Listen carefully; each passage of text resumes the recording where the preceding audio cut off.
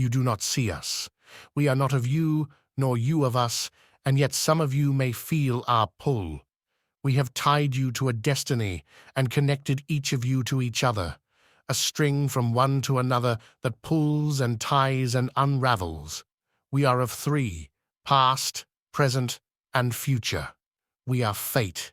Untouched, unbiased, long have we existed to twist your lives.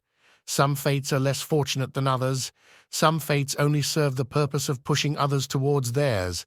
Some fates offer the spoils that every person longs for. We decide, we follow, we tug on the string.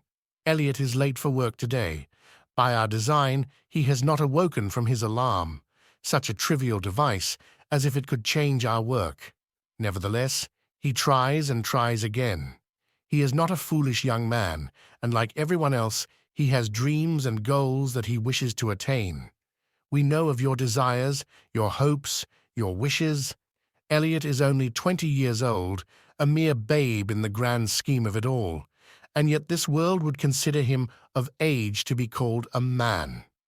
He's faced trials and tribulations of our doing, yet he has only ever wished to travel and roam the world around him. It is such a simple desire, and perhaps with just the right tug, he would find his fate suits him. He works at a simple coffee shop down the street as a way to make ends meet. He was passing by 9 months ago and saw them hanging a sign on the door. Not by coincidence, but by us fate. 9 months later, and Elliot is late, jumping out of bed and rushing to throw on his clothes. Of course he will make it out the door by the skin of his teeth, but there will be traffic stopping him in his tracks.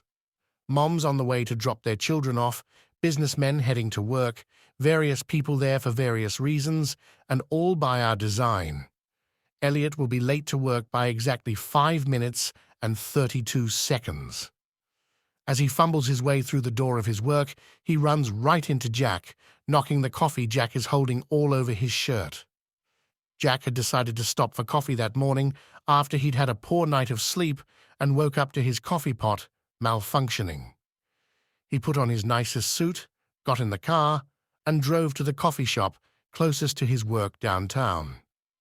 All Jack desired was to impress his father and show his co-workers that he wasn't just promoted because his father had once owned the company. He wanted respect. He strode into the establishment and got his coffee, and on his way out, a young man stumbling into the store bumped right into him. He spilled his coffee all over the front of his nicest suit. He didn't bother listening to the boy as he apologized. He was already out the door and on his way to work. Jack had had a poor morning by our design, and to his dismay, when he arrived at work, his co-workers had decided to give him a hard time about the coffee stain running down his shirt. He was infuriated. He wanted to show the whole office how he would command respect if they wouldn't give it to him. Oliver was the unfortunate soul to make his way into Jack's path. Like we have mentioned, some fates only serve the purpose of pulling the strings of others. Oliver had worked this job for 15 years under Jack's father, and now was being fired by Jack himself after an unfortunate morning unfolding. Oliver's fate is not only his, but also his wife's. Kristen has been battling with cancer for years, and they've been able to afford her treatments because of Oliver's job at the firm. When he came home from work early, tears in his eyes, she knew how their world would be turned upside down. Their strings were intertwined so deeply that in every which way their worlds would collide. As we've said, we are unbiased, but their union was one that we celebrated. We are not unfeeling, only aware that fate is constantly in motion and that we must direct the consequences. Now, it will be their separation that we mourn, a necessary cord that must be plucked. Oliver had never wanted for much more than his wife, Kristen. He wanted a love deeper than he could imagine, and when he found her, when we pushed her into his life, he was fulfilled. He would do anything for her, including working the same dreaded job for over 15 years, so that he could support her and the family they had once hoped to start.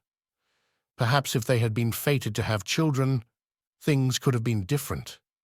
A different ending unfolding for Oliver and Kristen. Instead, she was diagnosed with a cancer they could only treat for so long. When Oliver lost his job, they lost the stability that was keeping her on the edge. It would be months before she would pass into the ether. Fate takes time. It would be months more before Oliver could no longer stand this life without her. As we've said, some fates are less fortunate than others. Leah had worked as an emergency room nurse for 3 years. She didn't need to. She came from one of the richest families in the state, but she has a desire to help people. She felt the fated pull to become a nurse. She could quit her job and live 10 different lives of luxury. Instead, she is there when a man is brought into trauma after having leapt off a nearby overpass. Amazingly, he was still in and out of consciousness, his eyes fluttering open and then shut again as she called out his name, Oliver. He only mutters his wife's name over and over again as the trauma surgeons work to figure out his current state. Leah could have left, but she felt our pull to stay with him, holding his hand. She would hear words tossed around about him, how he likely wouldn't make it. In the rush of adrenaline before he left this world, he grabbed Leah's arm and said how he couldn't live without her. He'd never done anything more than want her.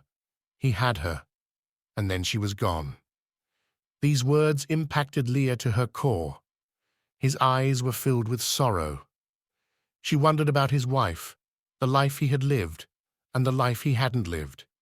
She remembered him and his wife from not long ago when she had come into the emergency room with an upper respiratory infection. She'd been in and out of the hospital, choosing to leave each time because she didn't want to live the last of her life in a hospital room.